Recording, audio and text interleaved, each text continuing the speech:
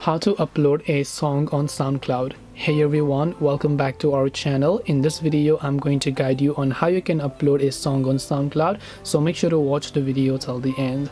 Uploading a song on SoundCloud is very simple. First of all, make sure that you download the SoundCloud app, open it up, and then make sure that you are logged into your account. Then once you make sure that you're logged into your account, you're going to be able to see this type of interface where what you need to do is you need to basically tap the upper arrow icon that you can see from the very top of the screen here. Then once you tap the upper arrow option from the very top, then you can simply select an audio file that you would like to upload.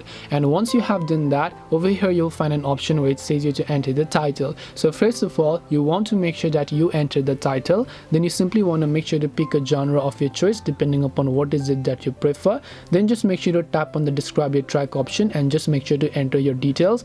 Then tap the save option, and once you have done that, you will be able to go ahead and then actually upload it. This way you should be able to go ahead and then upload a song on SoundCloud. Hope this video was helpful. If you have got any questions, feel free to leave them down below. Thank you for watching till the end of this tutorial, and see you soon in our next video.